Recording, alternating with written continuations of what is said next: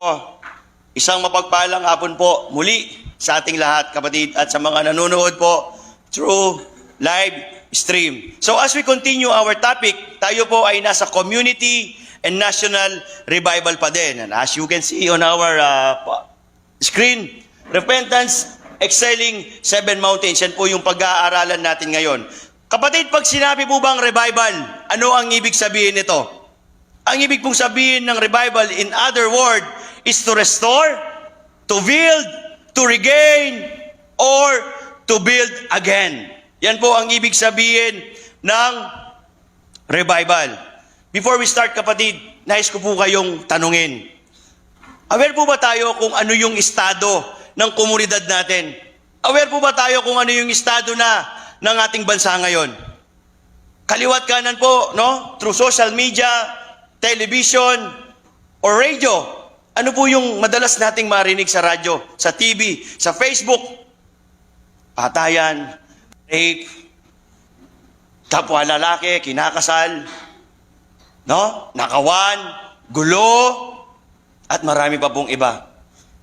I believe, kapatid, aware po tayo na ang ating bansa ay lugmok sa kadiliman. Ang ating komunidad at ang ating bansa ay lugmok sa kasalanan. Our nation is broken and decaying. Alam po ba natin yun? Pag sinabi pong decaying, kapatid, nabubulok. Nabubulok po yung bansa natin dahil po sa ating pagkakasala. And I believe, alam po nating lahat yan. No? Ang ating tinatayuan na komunidad at ang ating bansa ay nasisira dahil po sa kasalanan. O ito po yung sinasabi nating sin of a nation. Ano po ba yung sin of a nation? No? Ito po yung idolatry, corruption, sexual immorality, pride, greediness, and injustice. At marami pa pong iba. Kaya po, ang ating Panginoong Diyos ay binigyan tayo ng responsibilidad sa ating komunidad at sa ating bansa. Pwede bang pakisabi mo sa iyong katabi, meron kang responsibilidad. Meron kang gagawin. Meron kang gagawin sa ating komunidad at sa ating bansa. Amen. So ano yung gagawin natin? Tayo po ay pinili ng ating Panginoon Diyos upang maging asin at ilaw ng sanlibutan. Upang ang ating bansa po ay hindi tuluyang masira at makapagbigay po tayo ng liwanag sa mga taong nasa kadiliman. Kaya po ang ating pag-aaralan ngayon ay pinamagatang, pwede bang, kapatid, mag-declare tayo. Pwede bang itaas mo yung kamay? I am the salt of the earth and the light of the world.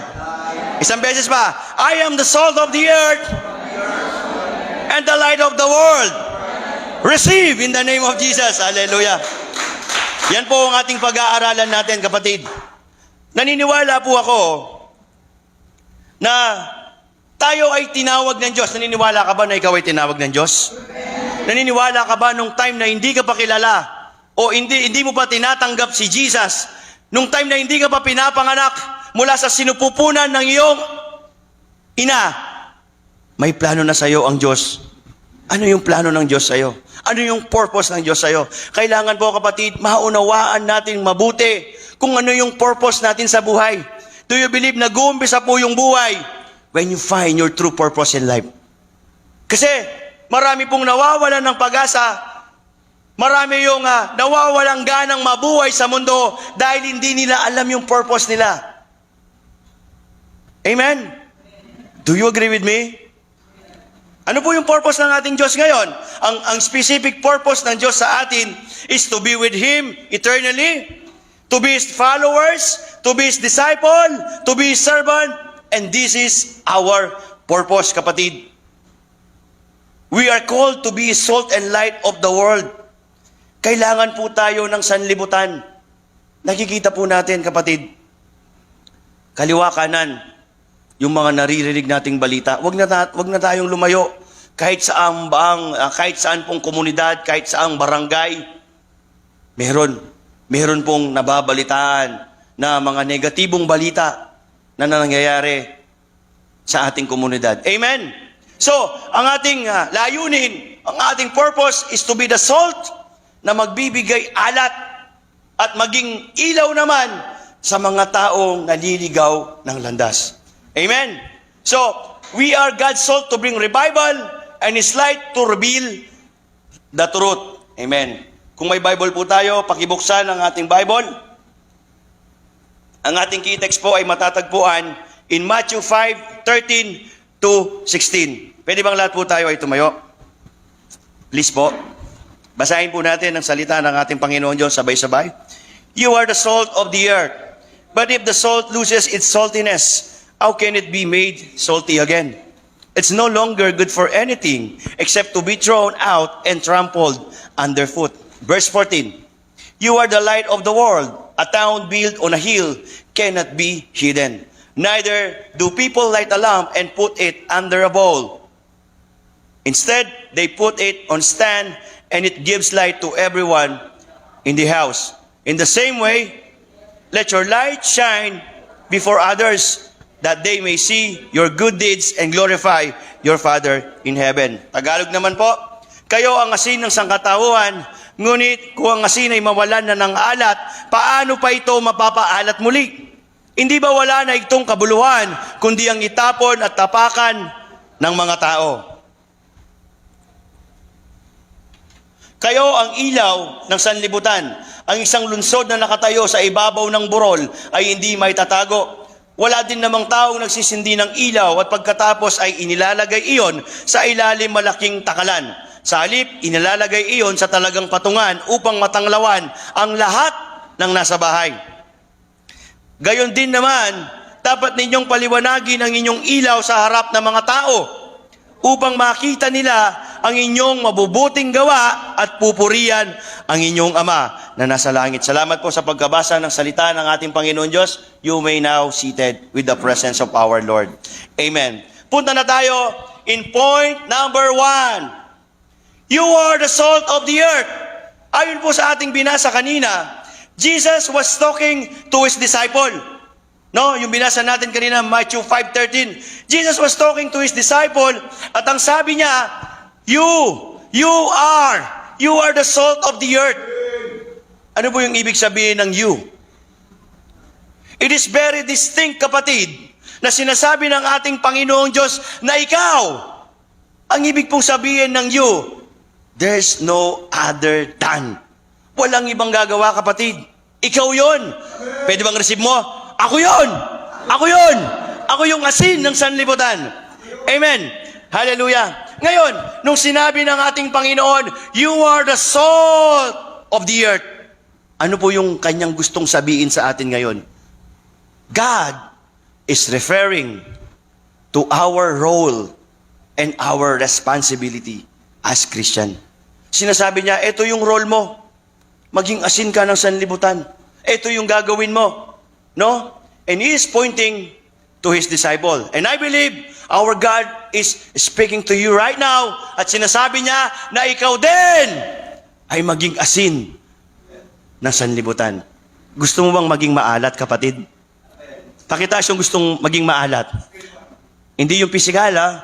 Hindi po maganda yung pisikal na maalat ka. Gusto mo maging maalat? Spiritual? Hallelujah. Yan.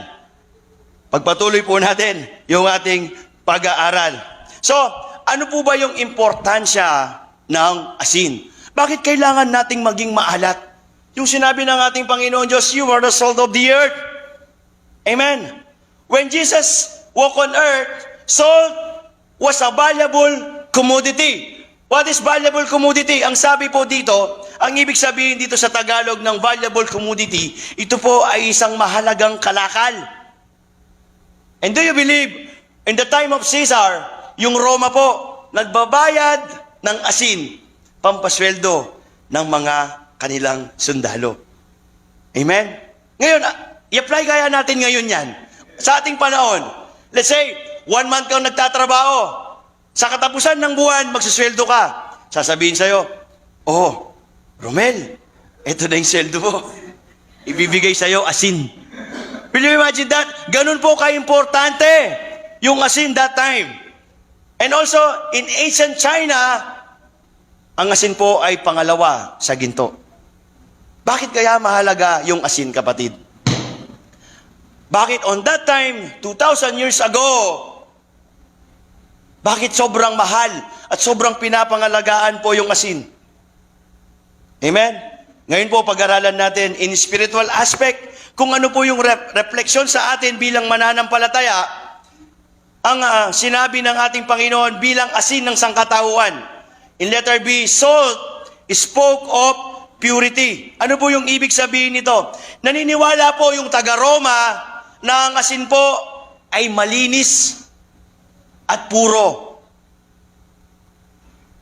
Alam niyo po, may nabasa ako sa ibang bansa, may bansa po, kung di po ako nagkakamali, sa India, sinasamba nila yung asin. I don't know why. Hindi ko po maintindihan. Pero sa Roma, pinapaniwalaan din po, pero hindi nila sinasamba, I believe. Na ang asin po ay isang puro at isang napakahalagang bagay. No, ano po yung reflection sa atin nito bilang isang Kristiyano? Ang ibig pong sabihin ng salt, spoke of purity, katulad po ng asin, tayo po bilang anak ng Diyos at sinabi na tayo ang kanyang maging asin ng sanlibutan. Meron tayong good influence sa ating komunidad at sa ating bansa. Ang ibig pong sabihin, kung saan tayo ilalagay ng ating Panginoon, meron tayong epekto.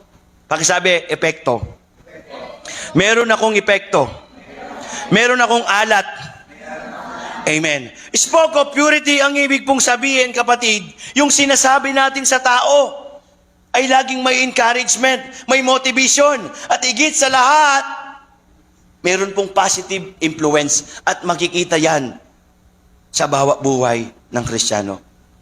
Kasi sabi ng ating Panginoon, you are the salt of the earth. Ang ibig sabihin, kapatid, kaya ka nandirito sa apong ito. Instead, kung wala ka dito ngayon, siguro sarap ng tulog mo. Nasa kwarto ka kasi umuulan. Tapos maya-maya, magmimerienda ka na. Pero bakit ka nandito? Sa tingin mo, kaya ka nandito kasi pinili ka ng Diyos. Kaya ka nandito kasi ang purpose ng Diyos sa buhay mo ay maging asin ng sanlibutan. Kaya kapatid, tanggalin mo sa isip mo, 2 weeks pa lang ako nag-a-attend dito sa GRI. At paano mo masasabi, Kuya Mark, na tinawag ako ng Diyos? Ako nga po, tumanggap ako sa ating Panginoon. High school pa ako. No? Pero nung talagang tinawag na ako ng Diyos, high school ako, tinanggap ko si Jesus, pero alam niyo po, yung buto na yon tumanim sa akin. Nung nag-asawa na ako, dun pa lang po talaga ako nakalapit sa ating Panginoon. Na totoo, at nagserbisyo sa Kanya. Kaya kahit yung mga bata, hindi po natin kayang i-underestimate yung mga batang yan. Laging may plano ang Diyos sa buhay mo. Sabihin mo, laging may plano ang Diyos sa buhay ko. Gusto mo bang maging asin? Huwag kang matutulog. Amen. Hallelujah. In letter C, salt was a preservative. Yan. Alam naman po natin lahat, I believe, no? Kahit po hindi ko na-explain ng mabuti, nung unang panahon po, wala pong rep and wala pong mga freezer. At ang asin lang po yung primary na ginagamit nila as preservative, no? Ginagamit po nila yung asin to slow down putrefaction at food spoilage. No? Everybody say, putrefaction. Putrefaction means, ito po yung mga nabubulok, pagkabulok. Tingnan nyo po yung isda. Sige, subukan natin. Bumili ka ng isda. Tapos, wala kang refrigerator. Huwag mong lalagyan ng asin. Bigyan kita ng 1 oras. Ano pong mangyayari? Bulok na. Pero, ang sinasabi po dito, kaya mahalaga yung asin, as I mentioned earlier, kasi ito mismo yung ginagamit nila to slow down decomposition and putrefaction. Kasi walang rep. No? Ano po yung reflection sa atin? In the same manner, tayo po, na sinabi ng ating Panginoon na We are the salt of the earth. Ginagamit din po tayo ng ating Panginoon to slow down the community and the nation from decaying. Paano? Paano po ba natin na magagamit? No? Paano ba natin matutulungan to slow down the decaying of the nation and the community? By what? By what? By spreading the gospel. Amen? Do you agree with me, kapatid? And we can say also, yung sinasabi pong asin dito, this is the Word of God. Alam niyo po, kahit sinong tao, kahit yung pinakamasama na, pero pag yan po ay pumasok yung salita ng Diyos sa kanyang puso, naniniwala po ako, walang matigas na puso sa salita at presensya ng ating Panginoong Diyos. No? Kahit sino po, pag pumasok sa kanya yung salita ng Diyos, no? Ako po, pinatotohanan ko. Ako po isang masamang tao. Pero ako po ay nakatayo sa inyong harapan dahil sa habag ng ating Panginoong Diyos. Katulad ni Kuya Romel, makikita mo yung kanyang kamay. Design mo yun, yung gano'n. Gusto niya maging tiger. Pero sa totoo lang po, katulad po ni Kuya Romel, marami din po akong pinagdaanan. Pero nung pumasok yung salita ng ating Panginoon Diyos sa akin, kasi dati, akala ko wala nang silbi yung buhay ko. Pero pinili din ako ng ating Panginoon Diyos para maging asin ng sanlibutan. At daladala natin yung asin na to. Ano yung sinasabi? We can say that the salt is the Word of God. Alam niyo po ba, nung unang panahon, hindi lang po ginagamit yung asin as preservative. Alam niyo kung ano? Nung unang panahon, ginagamit din po yung asin to heal. Hanggang ngayon, ginagamit po natin yung technique na namana natin sa mga ninuno natin. Amen? Ang sabi nila, okay, pag maga yung tonsillitis mo, anong gagawin mo? Magmumug ka ng, hindi yung kumukulo, maligamgam lang. Maligamgam at saka lagyan mo ng asin. Hindi ba mawawala? Hindi yung tonsil. Mawawala lang yung sakit. Amen? Ano pa? Nung COVID-19, ano po yung tinuro sa atin? Di ba yung sukob? No? Yung maglalagay ka ng asin sa kumukulo na tubig. Pero wag po tayo magdadive doon. No? Lalangapin lang natin yung asin na yon. Do you believe, kapatid? Yung asin na yon ay naglilinis ng ating baga. Same thing, nung unang panahon, kaya po importante ang asin. Wala pang penicillin that time, wala pang antibiotic that time. Ginagamit po yung asin to heal the soldiers, yung mga nasusugatan. Asin lang po yung pinaglalanggas nila. Asin lang po yung nilalagay nila. And God revealing to us right now, sometimes po, ang sinasabing asin, ito yung salita ng Diyos. Minsan po, masakit, lalo na pag may sugat ka. Amen?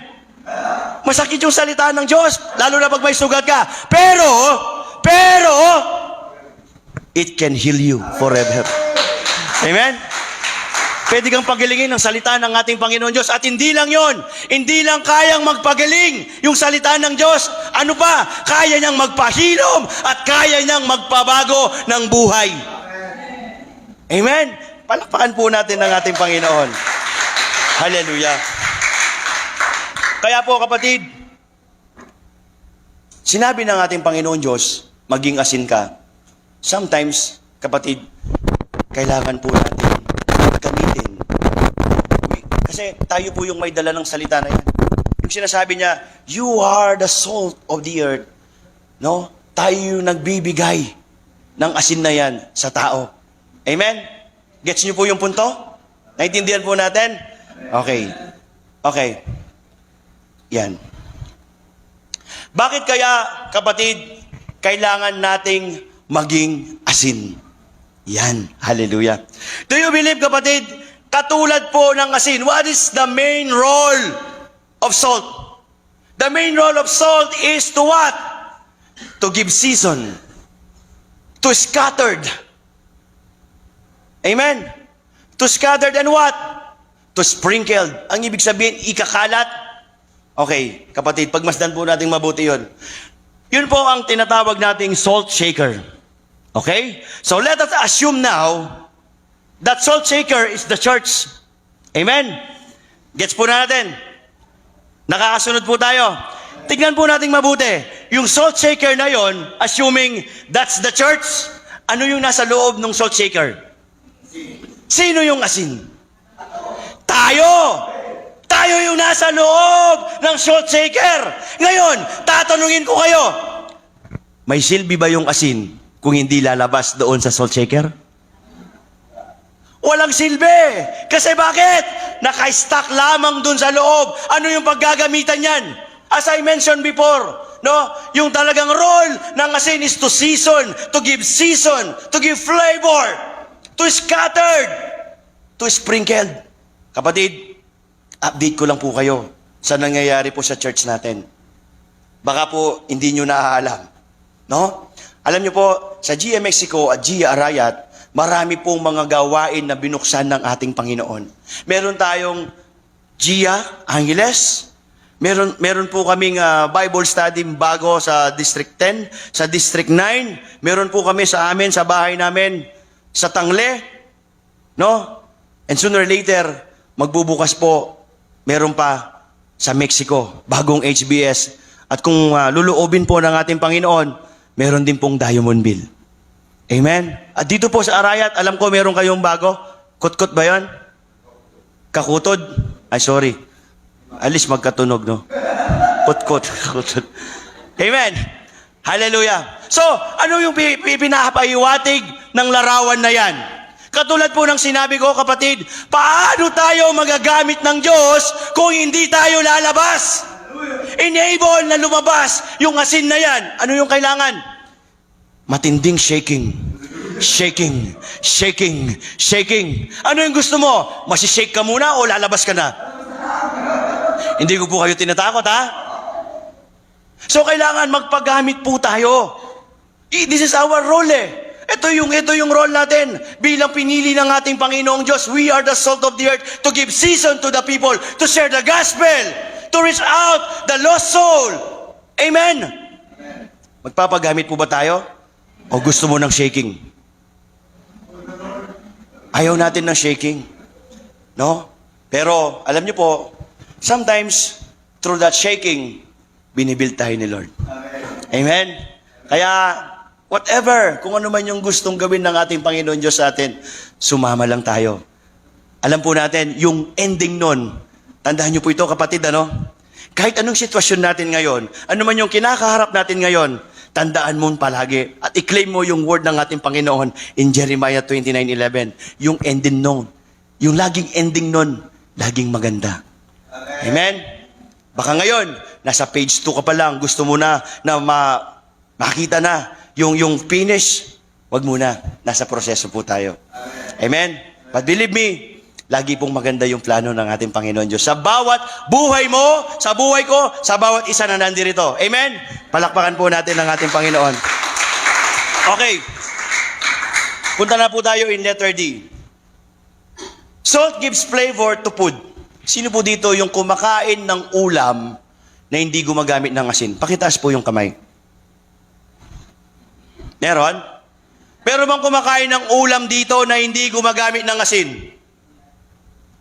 Ano kaya yung lasa ng pagkain kahit saan mo pa binili? Kahit mahal pang klaseng pagkain, pag walang lasa, may silbi ba? Ma-appreciate mo ba? Kahit binili mo pa yan sa pure gold, gold, o saan man, sa SNR o saan, may lasa ba yung pagkain pag walang lasa? Anong ginagawa natin pag walang lasa? Di naman natin binibigay sa kapitbahay, no? Walang lasa eh. No? Hindi tayo kumakain ng matabang. Lagi pong may asin. I will give you an example, kapatid. Pakinggan po natin itong mabuti. No? Katulad po ng sinabi ko sa inyo kanina, kahit gaano kamahal yung isang pagkain, as long walang asin, you cannot appreciate the food. Katulad po ng steak.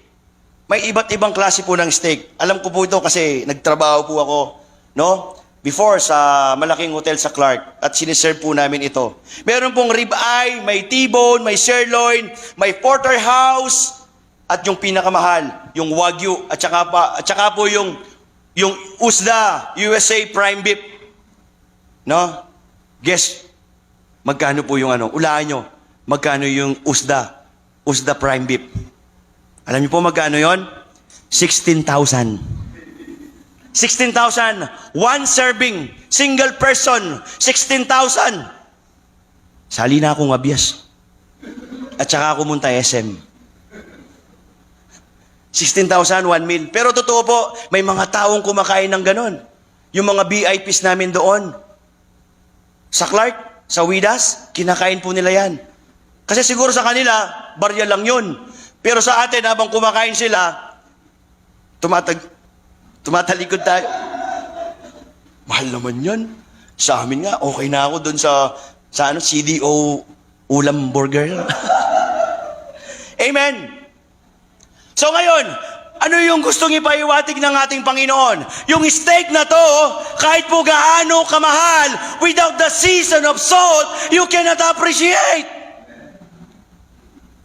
Katulad din po kapatid, yung buhay natin. Without Jesus, we can also say that Jesus gives flavor to our life.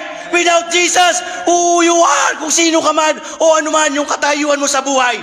Mayaman ka, mahirap ka, sikat ka, o ikaw ay napakataas ng posisyon mo sa gobyerno o sa lipunan. Without Jesus, you are bland. Without Jesus, matabang ka. Amen. Only Jesus can give us the full flavor. Katulad po ng asin kapatid, alam nyo ba, bakit ang mahal nito Pwede naman silang gumamit ng patis, ng toyo, ng kikuman, ng nor, ng betchin. Bakit asin? Yan ang tanong. Alam nyo ba kapatid, yung asin, kaya yun yung nilalagay nila, yung asin ang naglalabas ng tunay na lasa ng steak na to. Yung juice ng steak na to lumalabas doon. Kaya pag ito'y kinain mo, malalasaan mo talaga yung sarap ng steak na to. Ganun din kapatid. Yung buhay natin bilang Kristiyano, hindi mo malalaman yung purpose mo. Hindi mo malalaman at hindi mo matitikman yung sarap ng buhay without Jesus. Do you believe with me? Amen? Si Jesus po ang nagbibigay kulay ng buhay natin. Si Jesus yung nagbibigay ng tunay na kapayapaan sa buhay natin. Si Jesus ang nagbibigay ng tunay na saya sa ating puso. Si Jesus lang po ang nagpapabago at naglalabas ng tunay na ikaw. Amen. Amen? Palakpakan po natin ang ating Panginoon. Hallelujah. Kaya po, ang sabi ng ating Panginoon, you are the salt of the earth. Basahin natin sabay-sabay. Sige, kayo po muna.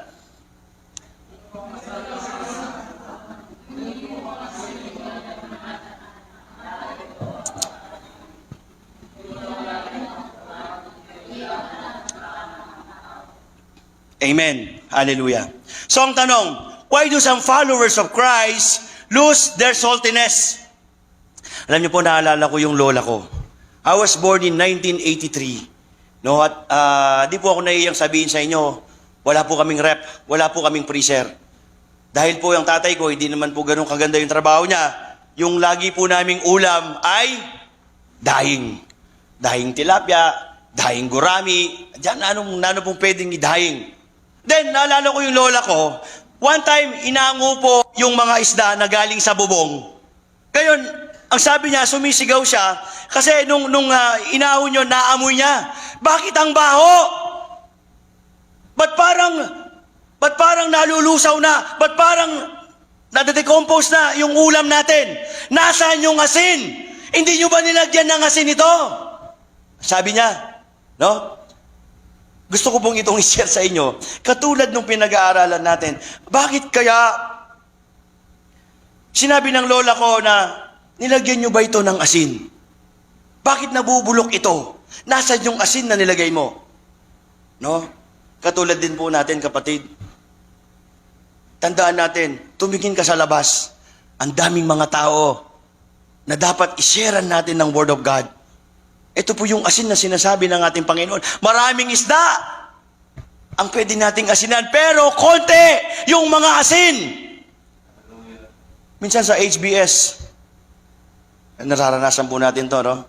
Pero wala po akong pinapatamaan, wala po akong pinatutungkulan. Sinasabi ko lang po naman yung totoo, ano? Minsan sa HBS, kung sino lang po yung nag-e-exhort, lagi na lang siya. Tapos walang gitarista. Minsan, di naman, sinasabi ko lang po, ano? Minsan, ikaw na magtuturo, ikaw po magigitara. Amen? Kulang na kulang po tayo. We need a committed members. Kailangan natin ng maraming asin. Amen? Kaya po yung sinabi natin kanina, ano yung gusto mo? Doon ka na lang doon sa loob ng salt shaker, hindi tayo lalabas doon. Paano bukas makalawa? Dumating na si Lord. Amen? Seryoso po. Sino bang nakakalam dito kung kailan darating si Lord? May nag-text ba? Nag-chat? Wala po. Hindi natin alam, kapatid, kung kailan. Why do some followers of Christ lose their saltiness? Because they stop praying. They stop reading the Bible. Hindi na sila nagpa-fellowship. Bakit nawawalan yung alat nila? Nahaluan. Ang sabi po dito, no? The disciple of Jesus lose their saltiness when they compromise with the world. Kalaban po natin yung mundo Hindi naman tayo taga-mundo. We are against the current. We are against the world. Kailangan po natin, kapatid, we must stand what is right. And we must stand what's the truth. Amen? Hallelujah. Kasi po, sometimes, kaya po nawawalan tayo, we can say, yung sinasabi pong saltiness dito, this is our passion. Bakit nawawala yung passion natin? Kasi masyado tayong nakakapag-focus sa mundo. Masyado nating minamahal. Love for wealth, love for fame, love for luxury things, love for pleasure, love for sin of those words. And this lead of losing our saltiness. Nawawala yung alat natin. Amen? Dahil nakapokus tayo sa mundo Hindi tayo nakapokus sa ating Panginoon Amen? Kaya ngayon, nawawalan yung alat. Ngayon, balikan natin. Ito ang tanong. Sabi niya, kayo ang asin ng sangkatauhan, ngunit kung ang asin ay mawawalan na ng alat, paano pa ito mapapaalat muli? Sinabi ng ating Panginoon. With a question mark. Hindi niya po sinabi dyan, kung mawalan yung alat mo, dire-diretso ka sa imperno at masusunog ka. May nabasa po ba tayong ganyan? Ang sinasabi ng ating Panginoon, iniiwan niya yung tanong na yan sa bawat isa sa atin. Paano kung mawala yung alat natin? And admittedly, kapatid, kahit po leaders tayo, admittedly, kami rin po ay bumabagsak, tayo rin po ay nangihina. Sometimes nawawalan din po yung alat natin. Ngayon, ang tanong, paano natin maibabalik yung alat natin? Hindi, Kuya Mark, hindi ako maliligo 10 araw. Babalik yung alat ko. Hindi po yung physical. Ano yun mangwan yun asim at alat. Amen? Ang sinasabi ko po ngayon, eto yung alat natin, spiritual. Paano ba natin ibabalik yun? Ang ibig pong sabihin, pag nawala yung alat natin, is that the end of everything? Is that rest? Ganito po, kapatid. Okay. Okay. Kunwari, ito yung lalagyan natin ng asin. Okay? Ngayon, umuulan. Hindi mo napansin doon, no? May mga konting tulo doon. Ngayon, yung konting tulo ng ulan na yun, nahaluan yung asin. So, ang ibig sabihin, pag nahaluan yan, hindi na puro. Katulad ng sinasabi ko kanina, pag naaluan tayo ng sangkap ng mundo, hindi na tayo nagiging effective na gamitin. Ngayon, yung ulan na yon, yung pumatak, yung naaluan doon sa asin, paano ba may babalik yung alat nito? Subukan nyo po ito, ha. Ibilad mo yung asin na yon sa matinding sikat at liwanag ng araw. Itapat mo doon yung napakainit na sikat ng araw doon sa asin na yon, and later on, baka mabigla ka, kapatid. Mabubuo muli yung asin na yon. Katulad po ng mananampalataya, kung sakaling mawala po yung alat natin, ano yung gagawin natin? Katulad ng asin na binabad sa ilalim ng matinding sikat ng araw. Nabuo muli yung asin. Katulad po ng tayo bilang mananampalataya, kung gusto nating maibalik yung alat natin, ano yung sikreto? Magbabad sa liwanag. Yung liwanag na nanggagaling sa ating Panginoong Diyos. Alam mo ba, kapatid, this light creates heat. And this heat creates fire.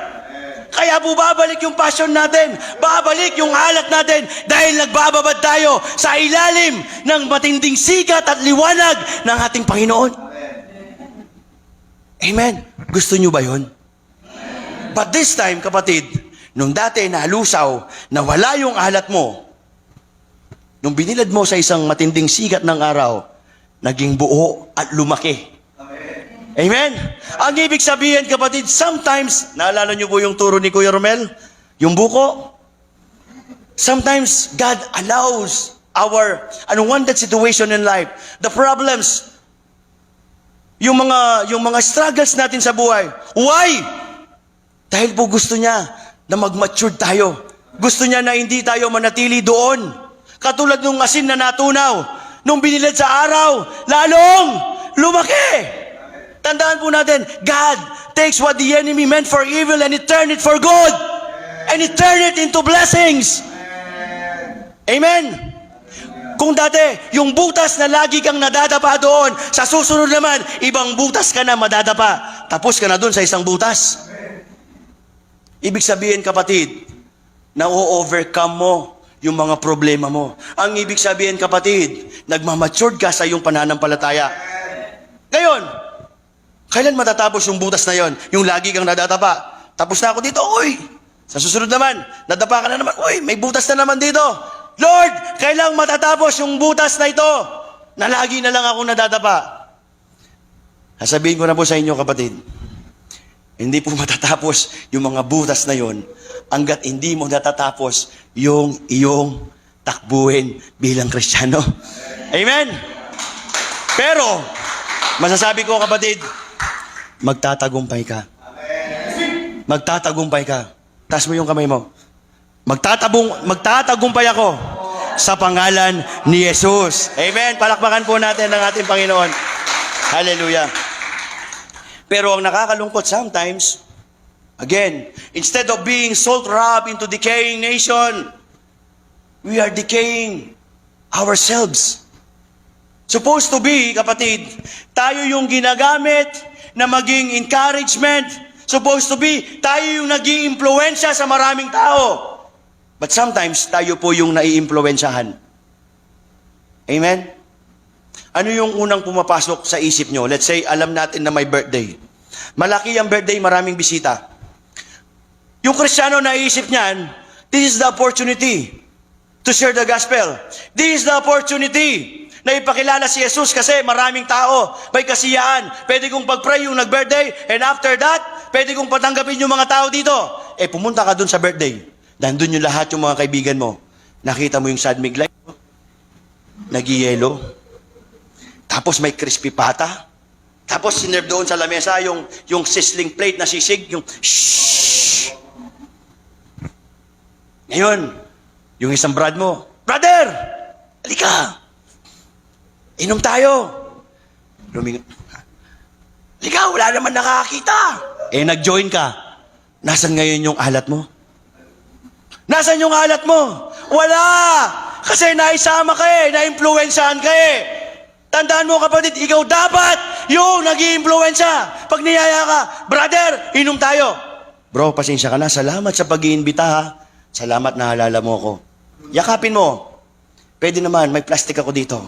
Pulutan. Pero hindi ka uminom. And then after that, sasabihin mo sa kanila, pwede mong i-share yung testimony mo. Nung ako po, umiinom ako, 24 hours, walang tulugan, ganyan, ganyan. Tapos pag uwi ko, galit yung misis ko. May time pa na nasisira ko yung pinto, binabato ko yung bubungan, dahil ayaw akong papasukin. Pero hindi na ngayon. Palakpakan natin ang ating Panginoon. Amen.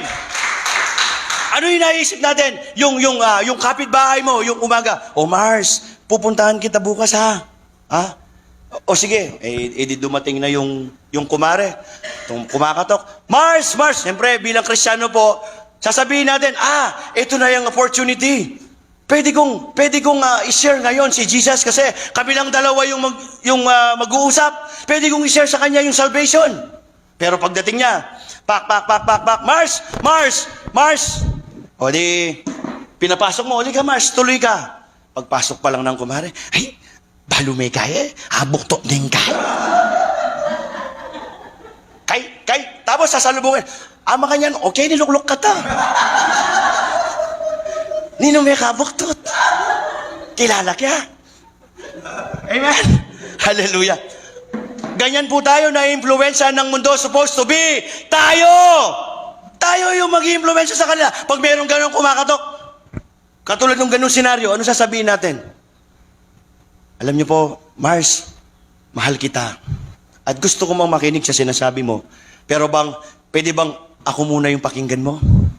Unang-una, wala po tayong kilalang taong perpekto. Lahat po tayo nagkakamali. Lahat tayo may kasalanan. This is the purpose why our Lord Jesus Christ ay bumaba po sa mundong ito para abutin yung mga makasalanan. Amen? Tayo naman bilang mga asin ng sanlibutan, kailangan po nating maging asin. Amen? Kailangan maging maalat tayo. No, pag sinabing maalat, kaya po kung maririnig nyo nung unang panahon, yung mga matatanda, sasabihin nila sa'yo, katwa mo na, ka pang asin. Ano yung ibig sabihin nun? Ibig sabihin po, kapatid, wala kang impact. Amen? Ang ibig sabihin, matabang ka. O, minsan, sa malalalim na kabampangan, nagkukwento ka lang, ano? Ay, kalasa na. Bro, di mo naintindihan, no? Sorry. Sabi ng ibang matatanda, no? Yung term nila, pag sinabing malasa, ang ibig sabihin, yung mga sinasabi mo, makatuturan. Amen? May sense, may impact, may impluensya. Amen? Gusto ba nating maging asin? Hallelujah.